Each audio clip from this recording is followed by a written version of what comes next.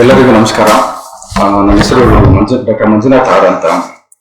ನಾನು ಹಿಂದೆ ಬೆಂಗಳೂರು ಉತ್ತರ ವಿಶ್ವವಿದ್ಯಾಲಯದಲ್ಲಿ ಕೆಲಸ ಮಾಡ್ತಾ ಇದ್ದೆ.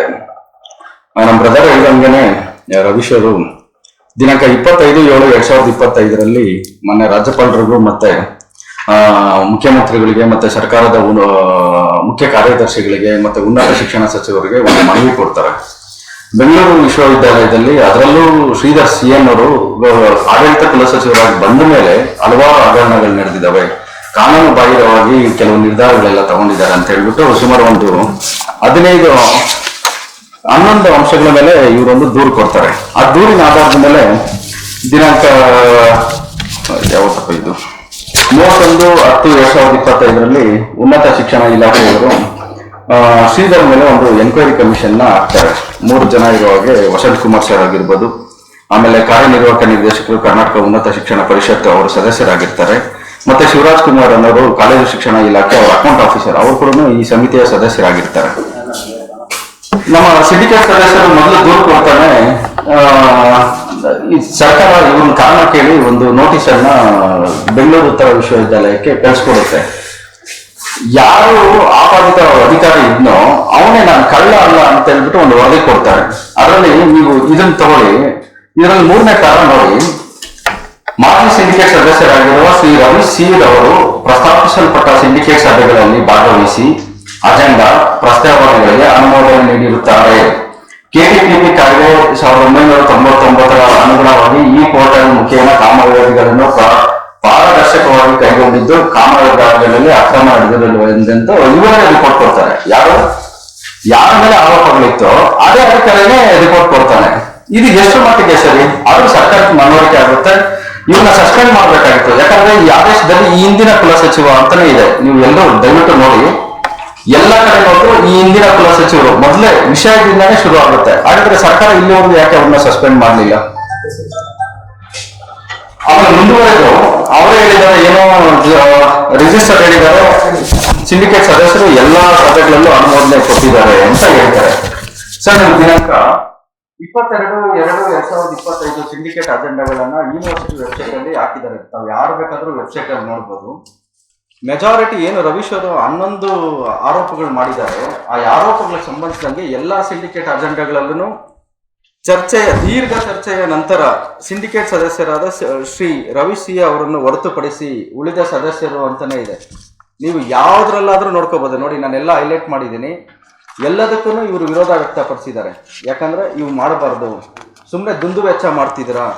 ಅದರಲ್ಲೂ ಯಾಕೆ ಈ 22/5/2025 ಸಿಂಡಿಕೇಟ್ ಅಲ್ಲಿ ಅತಿ ಹೆಚ್ಚು ಟೆಂಡರ್ಗಳಿಗೆ ಅವಕಾಶ ಮಾಡಿಕೊಟ್ರು ಅಂದ್ರೆ, VC ಅವ್ರಿಗೆ ಕಡೆ 6 ತಿಂಗಳು ಯಾವುದೇ ರೀತಿಯ ಅಡ್ಮಿನಿಸ್ಟ್ರೇಟಿವ್ ಆಗಿರ್ಬೋದು, ಫಿನಾನ್ಷಿಯಲ್ ಡಿಸಿಷನ್ ತಗೊಳ್ಳೋದಕ್ಕೆ ಅವಕಾಶ ಇರಲ್ಲ. ಆ ಕಾರಣಕ್ಕಾಗಿ 6 ತಿಂಗಳ ಮುಂದೆನೆ ಇವರು ಎಲ್ಲ ಕಾಮಗಾರಿಗಳಿಗೂ ಅನುಮೋದನೆ ಪಡಿಬೇಕನ್ನೋ ಒಂದೇ ಒಂದು ಕಾರಣಕ್ಕೆ. ಯಾಕಂದ್ರೆ ಮೆಜಾರಿಟಿ ಈಗ ಗವರ್ನಮೆಂಟ್ ಸಿಂಡಿಕೇಟ್ ಸದಸ್ಯರಾಗಿರ್ಬೋದು ಅಥವಾ ಉಳಿದವರು ಯಾರು ಸೀನಿಯಾರಿಟಿ ಪ್ರೊಫೆಸರ್ ಅಥವಾ ಪ್ರಿನ್ಸಿಪಲ್ ಲಿಸ್ಟ್ನಿಂದ ಸೀನಿಯರ್ಸ್ ಬಂದಿರ್ತಾರೋ ಅವರಾಗಿರ್ಬೋದು, ಅವರೆಲ್ಲ VC ಹೇಗೆ ಹೇಳ್ತಾರೋ ಹಾಗೆ ಅವ್ರ ತಾಳಕ್ಕೆ ತಕ್ಕಂತೆ ಕುಣಿತಾರೆ.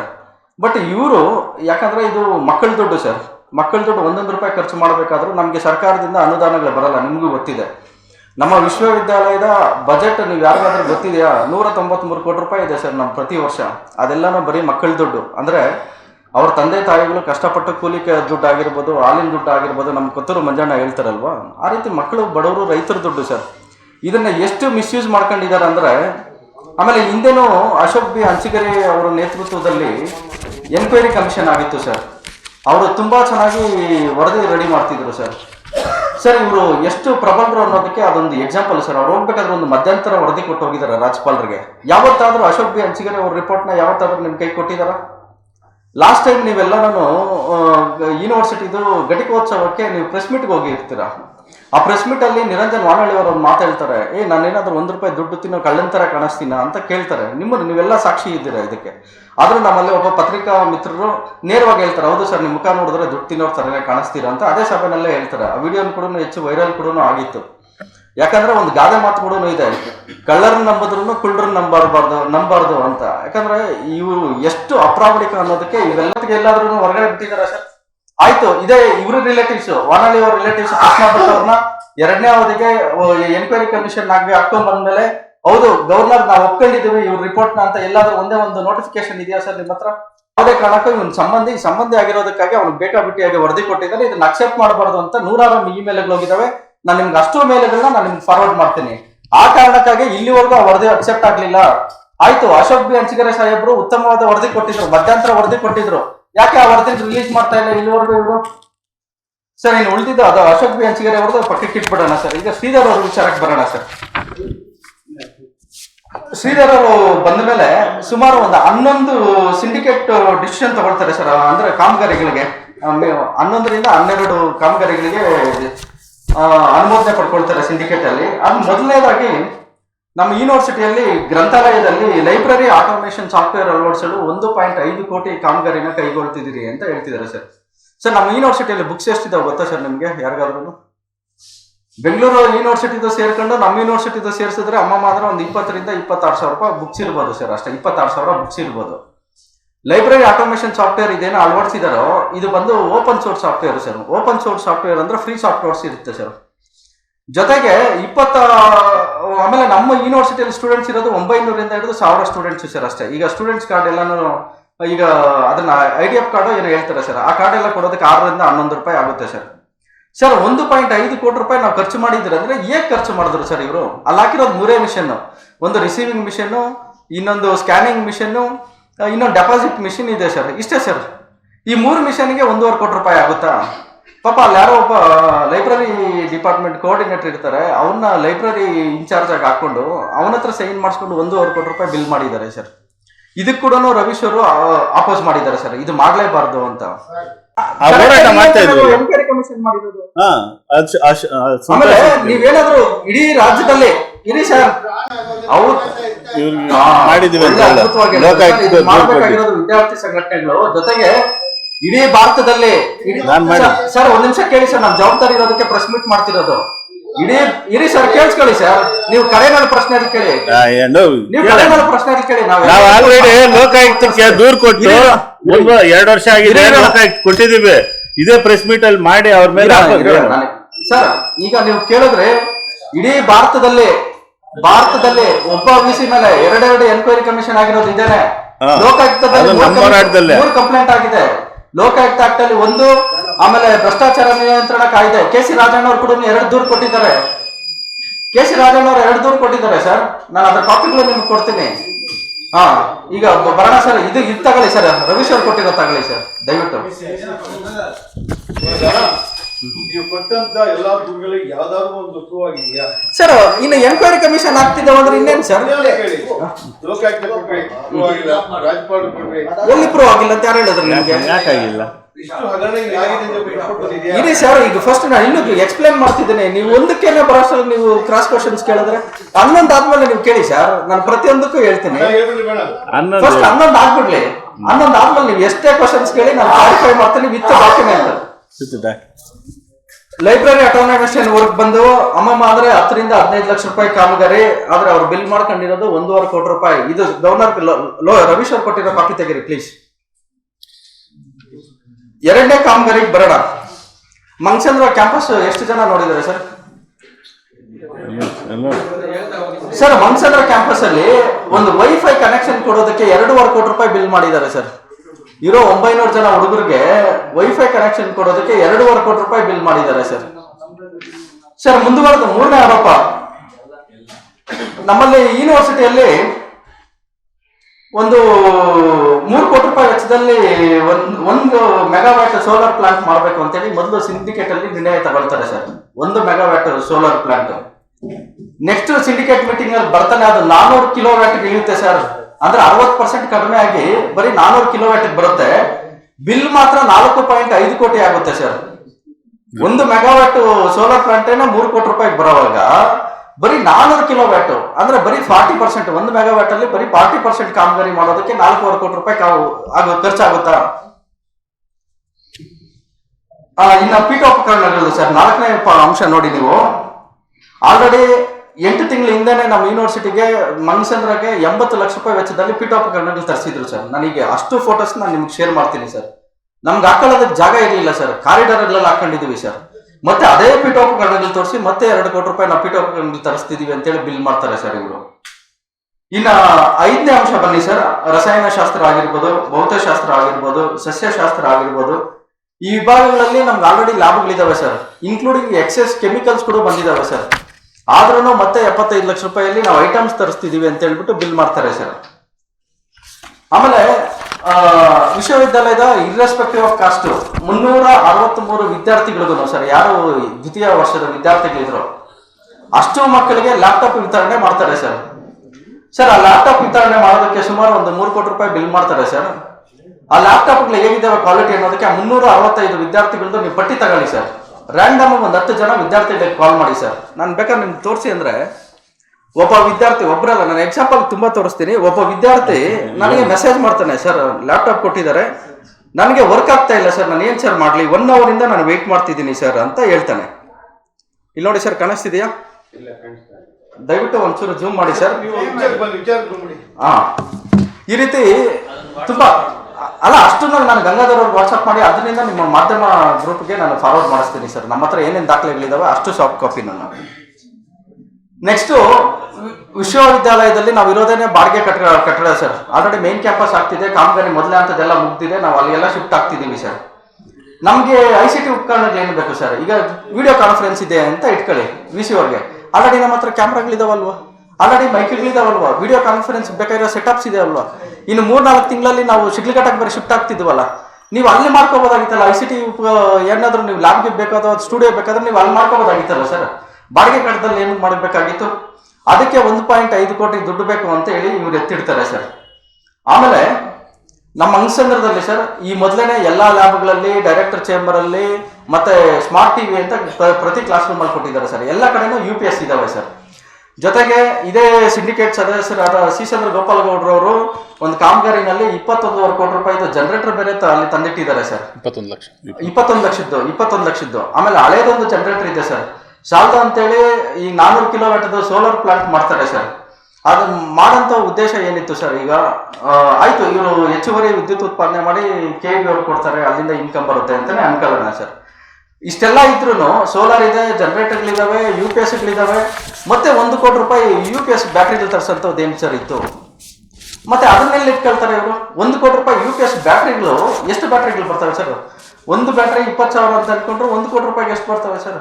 ಕನಿಷ್ಠ ಅಂದ್ರೆ 500 ಬ್ಯಾಟ್ರಿಗಳು ಬರ್ತವೆ. ಎಲ್ಲಿ ಇಟ್ಕೊಳ್ತಾರೆ ಸರ್ ಅವನ್ನ? ಇದು ಹಗರಣ ಅಲ್ವಾ ಸರ್? ಆಮೇಲೆ ಲಿಂಗರಾಜಪುರಂ, ನಮ್ಮ ಅಲ್ಲೊಂದು ಡಿಗ್ರಿ ಕಾಲೇಜ್ ಇದೆ ಸರ್. ಲಿಂಗರಾಜಪುರಂ ಅಲ್ಲಿ ಒಂದು ಸಂಯೋಜಿತ ಕಾಲೇಜ್ ಇದೆ ಸರ್, ಒಂದು ಸಣ್ಣ ಬಿಲ್ಡಿಂಗು ಸರ್. ಜೊತೆಗೆ ಚಿಕ್ಕಬಳ್ಳಾಪುರದಲ್ಲಿ ನಮ್ದೊಂದು ಶಿಕ್ಷಣ ಕಾಲೇಜ್ ಇದೆ ಸರ್, B.Ed ಕಾಲೇಜು. ಆ 2 ಕಾಲೇಜಲ್ಲಿ ಲ್ಯಾನ್ ಅಳವಡಿಸೋದಕ್ಕೆ ನಮಗೆ 1.5 ಕೋಟಿ ರೂಪಾಯಿ ಖರ್ಚಾಗುತ್ತೆ ಅಂತೇಳಿ ಬಿಲ್ ಮಾಡಿದ್ದಾರೆ ಸರ್. ಒಂದು ಲ್ಯಾನ್ ಕೇಬಲ್ ಎಳ್ಸೋದಕ್ಕೆ ನಿಮಗೆ 1.5 ಕೋಟಿ ಖರ್ಚಾಗುತ್ತೆ ಸರ್. ಆಮೇಲೆ ಜೊತೆಗೆ ಇಲ್ಲಿ ಹೆಡ್ ಆಫೀಸ್ ಅಲ್ಲಿ ಇನ್ನೊಂದು ವಿಡಿಯೋ ಕಾನ್ಫರೆನ್ಸ್ ಆಲ್ ಮಾಡೋದಕ್ಕಾಗಿ ಮತ್ತೆ 50 ಲಕ್ಷ ರೂಪಾಯಿ ಬಿಲ್ ಮಾಡಬೇಕು ಅಂತೇಳಿ, ಅದು ವಿಡಿಯೋ ಕಾನ್ಫರೆನ್ಸ್ಗೆ ನಮ್ಮ ಇಷ್ಟು 11 ಕಾಮಗಾರಿಗಳು ಏನೇನಿದಾವೋ ಅದಕ್ಕೆಲ್ಲನೂ ನಮ್ಮ ಸಿಂಡಿಕೇಟ್ ಸದಸ್ಯರಾದಂಥ ರವೀಶ್ ಅವರು ಅವತ್ತು ಆ ಸಿಂಡಿಕೇಟ್ ಸಭೆಯಲ್ಲಿ ವಿರೋಧ ವ್ಯಕ್ತಪಡಿಸ್ತಾರೆ. ನೀವು ಬೇಕಾಗಿ ಅಂದ್ರೆ ಕಡೆ 6 ತಿಂಗಳಲ್ಲಿ ಇದ್ದೀರಾ, ಇದು ನಿಮಗೆ ಲಾಸ್ಟ್ ಸಿಂಡಿಕೇಟ್ ಇರುತ್ತೆ, ಅಂದ್ರೆ ಏನಾದರೂ ಅಡ್ಮಿನಿಸ್ಟ್ರೇಟಿವ್ ಮತ್ತು ಫಿನಾನ್ಷಿಯಲ್ ಡಿಸಿಷನ್ ತಗೊಳ್ಳೋದಕ್ಕೆ. ಆ ಕಾರಣಕ್ಕಾಗಿ ದುಂದು ವೆಚ್ಚ ಮಾಡೋದು ಬೇಡ, ನೀವು ಏನೇ ಮಾಡಂಗಿದ್ರೆ ಅಲ್ಲಿ ಹೆಡ್ ಆಫೀಸಲ್ಲಿ ಮಾಡಿ, ನಮ್ಗೆ ಉಪಯೋಗಕ್ಕೆ ಬರುತ್ತೆ ಅಂತ ಹೇಳ್ತಾರೆ ಸರ್. ಆದ್ರೆ ಅವ್ರು ಕೇಳ್ದೇನೆ, ನೀವು ಒಬ್ಬರು ತಾನೆ, ನಿಮ್ಮ ಒಬ್ಬರನ್ನ ಹೊರತುಪಡಿಸಿ ನಮ್ಮ ಮೆಜಾರಿಟಿ ಇದೆ, ನಾವು ಡಿಸಿಷನ್ ತಗೊಳ್ತೀವಿ ಅಂತೇಳಿ ಬಿಲ್ಲಿಗಳು ಮಾಡ್ತಾರೆ ಸರ್. ಈಗ ಇದೆಲ್ಲ ನಮಗಳ ಆರೋಪ ಸರ್, ನಾವು ಇಲ್ಲಿ ಕುತ್ಕೊಂಡಿರೋರು ಆರೋಪ ಸರ್. ನಿಮ್ಮ ಹತ್ರ ಇದೊಂದು ಕಾಪಿ ಇದೆಯಲ್ವಾ ಸರ್? ದಯವಿಟ್ಟು ಲೋಕನಾಥ್ ಅವರು ಮೊನ್ನೆ ಉನ್ನತ ಶಿಕ್ಷಣ ಸಚಿವರಿಗೆ ಮತ್ತೆ ಕುಲಪತಿಗಳಿಗೆ ಕೊಟ್ಟಿರುವಂತದ್ದು 7 ಪುಟಗಳ ಕಾಪಿ ಇದೆ ಸರ್. ರಿಜಿಸ್ಟರ್ ಇವ್ಯಾಲ್ಯೂಯೇಷನ್ಗೆ ಯಾವುದೇ ಪರೀಕ್ಷಾಂಗ ಕೆಲಸಗಳು ಬಂದ್ರು, ಕಾಮಗಾರಿಗಳು ಬಂದ್ರು, ಟೆಂಡರ್ಗಳು ಬಂದ್ರು ಅದು ಪೂರ್ಣ ಸ್ವಾಯತ್ತತೆ ಕುಲಸಚಿವರು ಮೌಲ್ಯಮಾಪನಕ್ಕೆ ಇರ್ತಾರೆ ಸರ್. ಅವ್ರನ್ನ ಓವರ್ಟೇಕ್ ಮಾಡಿ ಶ್ರೀಧರ್ ಅವರು 4 ಕೋಟಿ ರೂಪಾಯಿ ಟೆಂಡರ್ ಮಾಡ್ತಾರೆ ಸರ್. ಅಂದ್ರೆ ಇವತ್ತು ಕೂಡ ಈ ಫೈಲು ರಿಜಿಸ್ಟರ್ ಇವ್ಯಾಲ್ಯೂಯೇಷನ್ ಸೆಕ್ಷನ್ ಅಲ್ಲಿ ಇಲ್ಲ ಸರ್. ನೀವು ಬೇಕಾದ್ರೆ ಕೇಳಿ ನೋಡಿ, ರಿಜಿಸ್ಟರ್ ಇವ್ಯಾಲ್ಯೂಯೇಷನ್ ಸೆಕ್ಷನ್ ಇಲ್ಲ. 4 ಕೋಟಿ ರೂಪಾಯಿ ಟೆಂಡರ್ ಮಾಡುವಾಗ ರಿಜಿಸ್ಟರ್ ನಾನು ಕನ್ಸಿಡರ್ ಮಾಡಬೇಕು, ಇದು ನನ್ನ ಮುಖಾಂತರ ಆಗ್ಬೇಕಲ್ವಾ, ನನಗೆ ಗೊತ್ತಿಲ್ಲದೆ ನೀವು ಹಿಂಗೆಲ್ಲ ಮಾಡ್ತಿದ್ರಲ್ಲ ಅಂತ ಕುಲಪತಿಗಳಿಗೆ ಫಸ್ಟ್ ಲೆಟರ್ ಕೊಡ್ತಾರೆ ಸರ್. ಕುಲಪತಿಗಳು ಆನ್ಸರ್ ಮಾಡಲ್ಲ. ಪಾಪ ಇವ್ರು ಹೋಗಿ ಉನ್ನತ ಶಿಕ್ಷಣ ಸಚಿವರಿಗೂ ಕೊಡ್ತಾರೆ ಸರ್. ನೋಡಿ ಸ್ವಾಮಿ, ಇದು ನಂದಲ್ವಾ ಜವಾಬ್ದಾರಿ, ಇದು ನನ್ನ ಬಿಟ್ಬಿಟ್ಟು ಇವ್ರು ಮಾಡ್ತಿದ್ದಾರೆ, ಇದ್ರಲ್ಲಿ ತುಂಬಾ ಗೋಲ್ಮಾಲ್ ನಡೀತಿದೆ. ಜೊತೆಗೆ ಇದನ್ನ ಮಾಡ್ಬೇಕು ಅನ್ಕೊಂಡಿರೋದು ಸ್ವಂತ ಬಿಲ್ಡಿಂಗ್ ಅಲ್ಲ ಸರ್, ಬಾಡಿಗೆ ಕಟ್ಟಡದಲ್ಲೇ ಮಾಡ್ತೀವಿ ನಾವು. 6 ತಿಂಗಳಾದ್ಮೇಲೆ ನಾವು ಹೆಡ್ ಆಫೀಸ್ ಶಿಫ್ಟ್ ಮಾಡ್ಕೊಳ್ತೀವಿ ಅಂದ್ರೆ ಸರ್, ಮಿಷನ್ಸ್ ಡ್ಯಾಮೇಜ್ ಆಗಲ್ವಾ ಸರ್? ಶಿಫ್ಟಿಂಗ್ ಕಾಸ್ಟ್ ಯಾರು ಕೊಡ್ತಾರೆ ಸರ್? ಆಯ್ತು ಸರ್, ಈ ನಿರ್ಣಯ ತಗೊಳ್ಳೋದಕ್ಕಿಂತ ಮುಂಚೆ ಕುಲಸಚಿವರು ಮೌಲ್ಯಮಾಪನ ಕೇಳಬೇಕಲ್ವ ಸರ್? ಅವ್ರು ಇದಾರಲ್ವಾ? ಸೀಟಲ್ಲಿ ಇದಾರಲ್ವಾ, ಈ ಟೆಕ್ನಿಕಲ್ ಬಿಡ್ ಆಗಿರ್ಬೋದು ಮತ್ತೆ ಮೆಟೀರಿಯಲ್ ಕ್ವಾಲಿಟಿ ಆಗಿರ್ಬೋದು ಅವೆಲ್ಲ ಚೆಕ್ ಮಾಡ್ಬೇಕಾಗಿರೋದು ಯಾರು? ಅವರೇ ಅಲ್ವಾ ಸರ್? ಕ್ಲಿಯರ್ ಆಗಿ ಹೇಳ್ತಾರೆ, ನನ್ನ ಗಮನಕ್ಕಿಲ್ದೇನೆ ಇವ್ರು ಇಷ್ಟೆಲ್ಲ ಮಾಡ್ತಾರೆ ಅಂತ ಸರ್ಕಾರಕ್ಕೆ ಬರೀತಾರೆ. ಇದೇ 4 ಕೋಟಿ ರೂಪಾಯಿ ಆರೋಪ. ಇದು ಕೂಡ ಇದು ನಾನು ಮಾಡಿರೋದಲ್ಲ ಸರ್. ಬೆಂಗಳೂರು ಉತ್ತರ ವಿಶ್ವವಿದ್ಯಾಲಯದ ಮೌಲ್ಯಮಾಪನ ಕುಲಸಚಿವರಾದ ಲೋಕನಾಥ್ ಅವರು ನೇರವಾಗಿ ಆಡಳಿತ ಕುಲಸಚಿವರ ಮೇಲೆ ಮಾಡಿರುವಂತ ಆರೋಪ ಸರ್ ಇದು. ಸರ್ ಇದ್ರ ಜೊತೆಗೆ ಇನ್ನೊಂದು ಕೆಲವು ವಿಚಾರಗಳಿದಾವೆ ಸರ್. ಈ ವಿವಿಧ ಬೆಂಗಳೂರು ವಿಶ್ವವಿದ್ಯಾಲಯದಲ್ಲಿ ಒಂದು ಕಾನೂನು ಬಾಹಿರವಾಗಿ ಒಂದು 45 ಜನ ಸಿಬ್ಬಂದಿನ ನೇಮಕ ಮಾಡ್ಕೊಂಡಿರ್ತಾರೆ ಸರ್. ಇದೊಂದು ಮಾರ್ಕ್ ಮಾಡಿರೋ ಕಾಪಿ ಸರ್. ಇದರಲ್ಲಿ ನಿರಂಜನ್ ವಾನಾಡಿಯವರ ಸೈನ್ಯ ಇದೆ ಸರ್, ಇಲ್ಲಿ ನೀವು ನೋಡ್ಕೋಬಹುದು ಸರ್. ಇದರಲ್ಲಿ ಕ್ಲಿಯರ್ ಆಗಿ ಹೇಳ್ತಾರೆ, ಆ 45 ಜನರನ್ನು ನಾವು ಕಾನೂನು ಬಾಹಿರವಾಗಿ ತಗೊಂಡಿದ್ದೀವಿ. ಅವ್ನ ಯಾವುದೇ ಕಾರಣಕ್ಕೂ ಸರ್ಕಾರದ ರೋಸ್ಟರ್ ನಿಯಮಕ್ಕೆ ಅನುಗುಣವಾಗಿ ನಡೆದಿಲ್ಲ. ಆಗ ಹುದ್ದೆಗಳ ಮಂಜೂರಾತಿ ಆಗಿರಲಿಲ್ಲ, ಹೀಗಾಗಿ ಮಂಜೂರಾದ ಹುದ್ದೆಗಳಿಗೆ ಎದುರಾಗಿ ನೇಮಕ ನಡೆದಿಲ್ಲ. ಜೊತೆಗೆ ಈ ನೌಕರರು ಯಾವುದೇ ಪರೀಕ್ಷೆ ಸಂದರ್ಶನ ಪ್ರಕ್ರಿಯೆ ಮೂಲಕ ಒಳಬಂದವರಲ್ಲ ಅಂತ ಕ್ಲಿಯರ್ ಆಗಿ ಹೇಳ್ತಾರೆ ಸರ್. ಸರ್ 20ನೇ ತಾರೀಕು ಸಿಂಡಿಕೇಟ್ ಮೀಟಿಂಗ್ ಇದೆ. ನಮ್ಮ ಮಾಧ್ಯಮ ಪ್ರತಿನಿಧಿಗಳೊಬ್ರು ರಿಜಿಸ್ಟರ್ ಕಾಲ್ ಮಾಡ್ತಾರೆ ಶ್ರೀಧರ್ ಅವ್ರಿಗೆ, ಏನ್ ಸರ್ ಅವ್ರಿಗೆ ಸಂಚಿತ ವೇತನ ಮಾಡ್ಬೇಕು ಅಂತ ಅನ್ಕೊಂಡಿದ್ದೀರಂತ, ಇದು ನಿಜನಾ ಅಂದ್ರೆ ಇಲ್ಲ ನಮ್ಗೆ ಆ ತರ ಐಡಿಯಾನೇ ಇಲ್ಲ, ನಮ್ ಗಮನಕ್ಕೆ ಬಂದಿಲ್ಲ ಅಂತ ಹೇಳಿ ಟೇಬಲ್ ಅಜೆಂಡಾ ಆಗಿ ಅದನ್ನ ಇಡ್ತಾರೆ ಸರ್ ಇದೇ ಶ್ರೀಧರ್ ಅವರು. ಸರ್ ಇಂಥ ಮಹಾನ್ ಭ್ರಷ್ಟ ಇವ್ರ ಮೇಲೆ 1-2 ಆರೋಪಗಳಲ್ಲ ಸರ್. ಈ ಬಗ್ಗೆ ನಾವು ಕೂಡ ಮೊನ್ನೆ ನಾಗರಿಕ ಹಕ್ಕು ಜಾರಿ ನಿರ್ದೇಶನಾಲಯದಲ್ಲಿ ನಾನು ದೂರು ಕೊಡ್ತೀನಿ ಸರ್. ಈ 45 ಜನದ ನೇಮಕ ಇದೆಯಲ್ಲ, ಇದು ಅಕ್ರಮ, ಇದು ಸರ್ಕಾರದ ನಿಯಮಗಳನ್ನ ಇವ್ರು ಪಾಲನೆ ಮಾಡ್ತಾ ಇಲ್ಲ. ದಯವಿಟ್ಟು ಇವ್ರ ಮೇಲೆ ನೀವು ಕ್ರಮ ಕೈಗೊಳ್ಳಿ ಅಂತ ನಾವು ಕೇಳ್ತೀವಿ ಸರ್. ಒಂದು ದೂರು ಕೊಡ್ತೀವಿ. ಇವ್ರೇನ್ ಮಾಡ್ತಾರೆ ಅಂದ್ರೆ DCRC ಇಂದ ಇವರು ಕುಲಪತಿಗಳ ನೇಮಕ ರಾಜ್ಯಪಾಲರ ಆಫೀಸ್ ಇಂದ ಆಗಿರೋದ್ರಿಂದ, ಇವರು ಹೈಲಿ ರ್ಯಾಂಕ್ ಇರೋದ್ರಿಂದ ಅಂದ್ರೆ ಕ್ಯಾಬಿನೆಟ್ ರ್ಯಾಂಕ್ ಇರೋದ್ರಿಂದ ನಮ್ಗೆ ಪರ್ಮಿಷನ್ ಕೊಡಿ ಇವ್ರ ಮೇಲೆ ಕ್ರಿಮಿನಲ್ ಪ್ರಕರಣ ದಾಖಲಿಸೋದಕ್ಕೆ ಅನ್ನೋದಕ್ಕೆ ಉನ್ನತ ಶಿಕ್ಷಣ ಸಚಿವರಿಗೂ ಮತ್ತೆ ರಾಜ್ಯಪಾಲರ ಆಫೀಸಿಗೆ ಅವ್ರು ADGP ಪ್ರಕಾರ ಮೂಲಕ ಒಂದು ಲೆಟರ್ ಹಾಕಿದ್ದಾರೆ ಸರ್. ಅಲ್ಲಿ ಬಂದ್ರೆ ಇದು ಕೂಡ ಆಗುತ್ತೆ. ಇದರಲ್ಲಿ ಈ ಹಿಂದಿನ ಸಿಂಡಿಕೇಟ್ ಸದಸ್ಯರಾದ ಡಾಕ್ಟರ್ ಸುಪ್ರೀತ್ ಅವ್ರು ಆಗಿರ್ಬೋದು, ಇವರು ನಮ್ಮ ರವೀಶ್ವರ್ ಆಗಿರ್ಬೋದು, ಆಮೇಲೆ ನಮ್ಮ ಮುನೇಶ್ ಅನ್ನೋರೇ ಸುಮಾರು 2 ಸರಿ ಲೆಟರ್ ಕೊಟ್ಟಿದ್ದಾರೆ ಸರ್. ದಯವಿಟ್ಟು ಇವ್ರನ್ನ ನೀವು ರಿನ್ಯೂವಲ್ ಮಾಡಬಾರ್ದು, ಯಾವುದೇ ಕಾರಣಕ್ಕೂ ಸಂಚಿತ ವೇತನ ಮಾಡಬಾರ್ದು, ಸರ್ಕಾರದ ನಿಯಮಗಳಂತೆ ನೀವು ತುಂಬಿಸ್ಕೋಬೇಕು ಅಂತ ಹೇಳ್ತಾರೆ.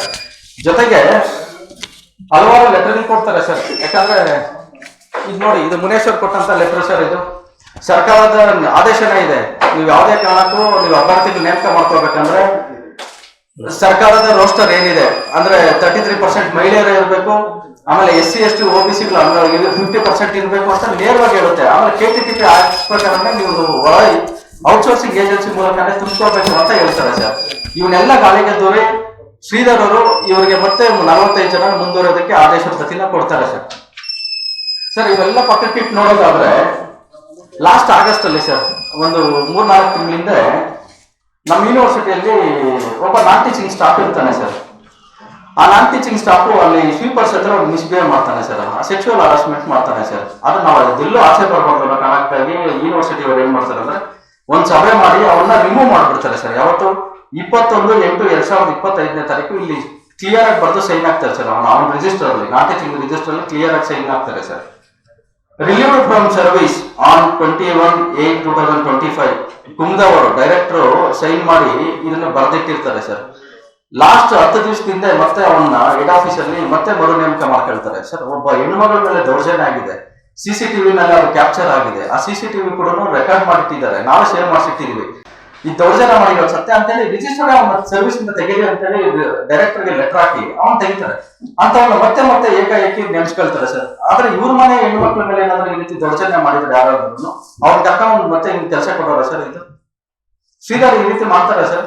ಈಗ ಅವ್ರ ಮನೆ ಹೆಣ್ಮಕ್ಳ ಮೇಲೆ ಆಗಿದ್ರೆ ಅವ್ರು ಆ ರೀತಿ ಮಾಡ್ತಿದ್ರ?